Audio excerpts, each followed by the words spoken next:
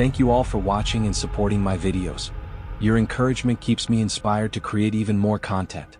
My next big goal is to reach 1,000 subscribers, and I can't do it without your help. If you enjoy what I create, hit that subscribe button and join me on this journey. Now let's dive into the stories. Though the sensation was, their team descended deeper into the ocean. Though the sensation was familiar to experienced divers, each of them felt a slight unease. The silence surrounding them was oppressive. There were no crashing waves, no currents gently caressing their skin. Around them was only the endless water, empty and deafening. It seemed as though nature itself was aware of their movement, waiting for them to make a mistake. And that moment was inevitably approaching. Captain Seth, the senior diver and group leader, was always in control. He never allowed panic to set in, even when the water, growing colder with every meter, began to press heavier against his chest. But today, even he felt a vague, undefined threat hanging in the air. "Is everything all right?" he asked, looking at his team through their masks. "Yes, Seth," Clay replied, but his voice sounded slightly nervous. "Everything's fine." But that wasn't entirely true. Their movements had become more cautious, and the depth was so immense that even seasoned divers couldn't fathom what might lie below. James, who was at the back of the group, turned back, his face behind the mask full of fear. "There's something here," he said, gasping for air. "I feel it." They all stopped, and each of them felt the same unease. This wasn't a typical reef, the kind they usually explored for underwater life. This reef was unusual, the coral twisted in strange shapes, and the structure of the reef resembled the ruins of an ancient building. They could see how stone-like forms, fragments of monuments, were intertwined with the living organisms of the ocean. It didn't look natural. "This isn't a reef," Seth said. He wasn't sure if they should continue, but scientific curiosity overpowered his caution. "Let's check it out." Their tanks barely held enough air for the investigation. James felt a pressure in his chest, but he struggled to calm himself. He couldn't stop thinking about the massive stone structure that looked like a giant statue, submerged among the coral formations. It was distorted, unnatural, with parts of its face resembling human features, but they were twisted and blurred. "Is this part of some ancient culture?" Clay asked, approaching the statue to examine it closer. "Maybe," Seth replied, his voice so calm it even surprised him. It was just his manner, but at that moment, he felt no more than a cold curiosity. He wanted to learn more, but something deep inside him was already protesting. "This isn't a reef, and it's not supposed to look like this," James thought, not quite believing his own eyes. The water around them began to darken, and by the time they examined the statue, they noticed something bigger. At first, it was only small changes. Strange images appeared on the rocks, covered in algae. Then, they saw a large, round object on the seafloor, a circle resembling a ritualistic altar or the ruins of an ancient temple. "Do you see this?" Emily whispered, clutching James' hand. Her gaze was filled with terror. "What is this?" Everyone turned toward her, but James was the first to notice how figures began to emerge from the shadows. They had no clear outlines, their faces were indistinct and dark. They were neither fish, nor corals, nor anything they had encountered before. They resembled human figures, but their movements were indecipherable and distorted, as if something underwater was taking shape around them. "This isn't a fish," James whispered. It's them. It's something else." No one responded. Clay tried to take control of the situation. "We need to leave," he said through the radio, but his voice was desperate, like a muffled echo. Then everything changed suddenly. The statues began to move, or at least, it seemed like they were moving. The sound that filled the space around them was like a raspy hissing. The pressure in the water increased, and their tanks started to release excess air. As if something invisible was trying to pull it out of them. "We can't get out," Clay said, his hands trembling. He quickly checked the depth. They were too far down. The surface seemed almost unreachable. "We have to rise. As fast as we can." Seth shouted through the radio, but as soon as they began to ascend toward the surface, the water grew heavier. James felt something invisible pulling him back. While he tried to move freely, another figure surfaced in front of him. It moved slowly into the water, but with an incomprehensible force. In its hands, it held a chain-like structure, stretched from seaweed, which emitted strange flashes of light, as though it was a source of power. "Do you feel this?" he asked, but his voice began to sound distant, like an echo. Every movement became harder, and a fear awoke inside them that couldn't be explained. The ocean was no longer a neutral element. It was a battlefield, where each of them was just a cog in a universe that had its own laws. No one made it to the surface. Their masks began to fog up, and they felt their strength rapidly depleting. James looked at his partner, Clay, and saw him slowly sinking. The water engulfed him like a dark ocean that had no bottom. They couldn't escape. When the team finally reached the surface, the rescue boats couldn't find Clay's body. All 5 of them made it back to shore, but they were no longer the same as before. This was only the beginning. The ocean had not forgotten them. The water refused to let go of them. They surfaced, but the ocean did not release its victims so easily. Each of them felt like part of an endless current, as if they were objects moving by the force of something ancient and invisible. Though the rescue boat was already nearby, the atmosphere remained heavy, permeated by the same inexplicable fear that had overtaken them in the depths. Captain Seth removed his mask, inhaling fresh air, but his chest still felt heavy. It was as if it were a concrete wall. They all looked as if they had lived through nothing like it, their faces were struck, immersed in thought. Full of a fear that wouldn't leave even though they were already at a safe distance from that horrifying world. "What was that?" James asked, turning to Seth. His voice trembled, and he tried to keep his face from showing how frightened he truly was. "I don't know," Seth replied, his gaze lost in the darkness of the ocean, which seemed to absorb their thoughts, dreams, even memories. "We have to go back," added Clay, swallowing air heavily. His hand shook as he removed his mask, as if every movement were slow and unnatural. They all felt as if they had lost their way in a dark labyrinth from which there was no return. "I can't," whispered Emily, bowing her head to her knees. Her lips were pale, and it seemed every breath she took was too heavy. "This place. It changed us." And these words sounded like a prophecy to each of them. The few hours they spent underwater had changed them, not just physically but mentally. No one could understand what had happened. They all saw those figures, strange and blurry, rising from the darkness, hearing hissing sounds, and feeling the anxiety that wasn't part of their underwater work. But there was something else, a shadow that began to follow them, even when they were already on the surface. It was a feeling that didn't leave them, even as they boarded the rescue boat, watching the ocean that remained silent and cold. "Do you feel it?" Seth asked, turning to James when he noticed his nervous look. James didn't answer. He just stared at the ocean, where the sunken remains of their exploration still absorbed the light, reminding them of their presence. Clay looked away, hearing something strange in his voice for the first time in a long while. "It's not just water, it's not just the ocean. Don't you understand?"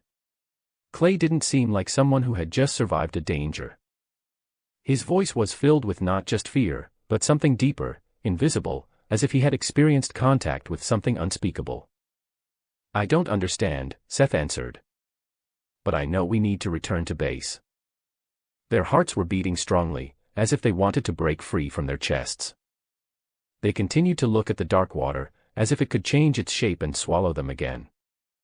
They didn't know why, but it seemed like the water itself had become alive, something that knew their fears and weaknesses. It was more than just an underwater environment, it was a being capable of thinking, feeling, and influencing people. From that moment on, they could never shake this feeling.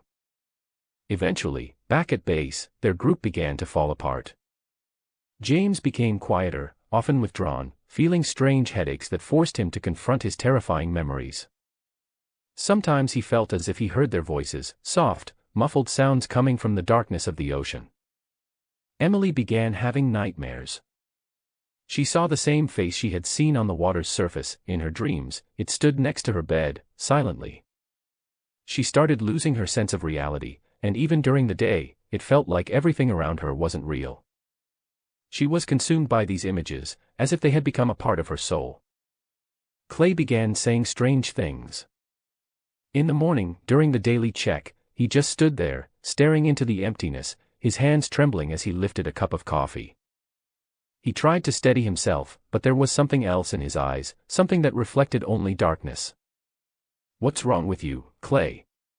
James asked, but he only looked up in confusion, as if trying to remember what had happened. It's not over," he replied with just one sentence. But what happened next stayed with them forever.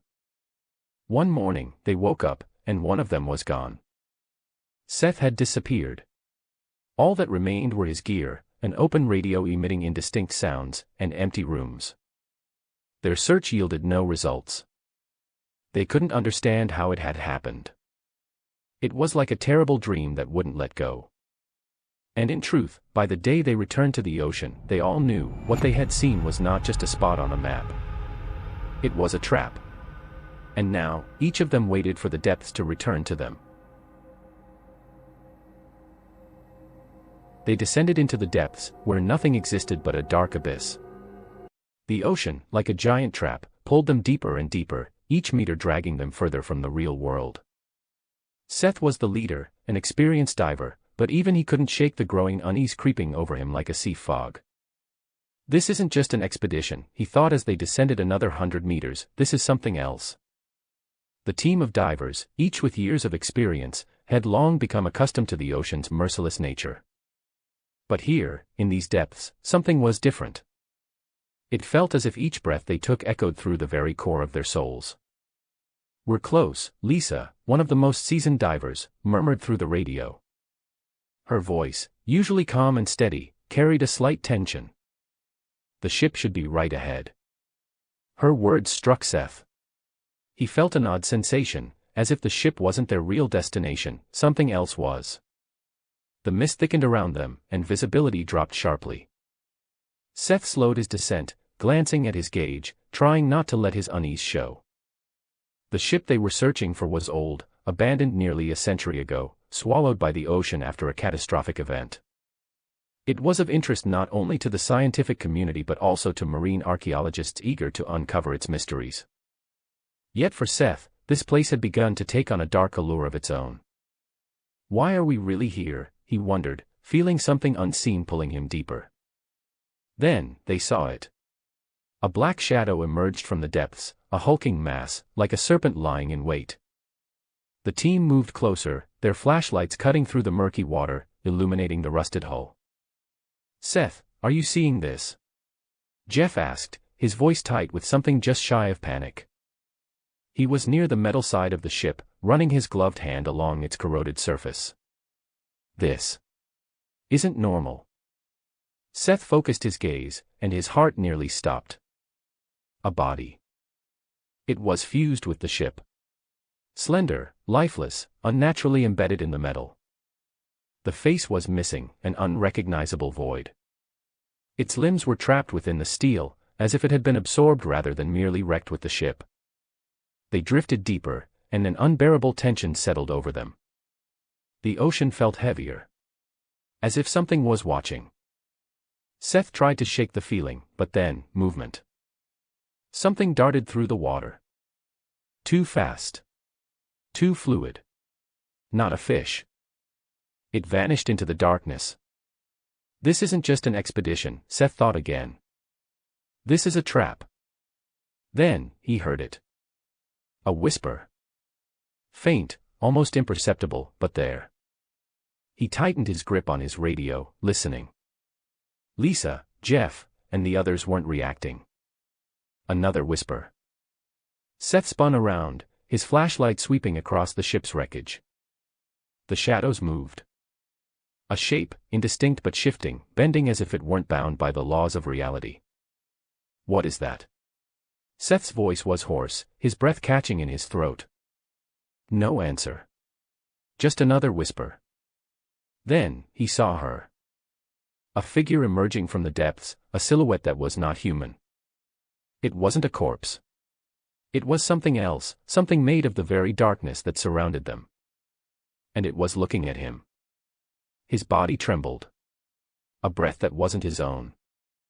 Hands that no longer obeyed. A heartbeat too loud. What is this? Seth asked again, but his team's voices were fading.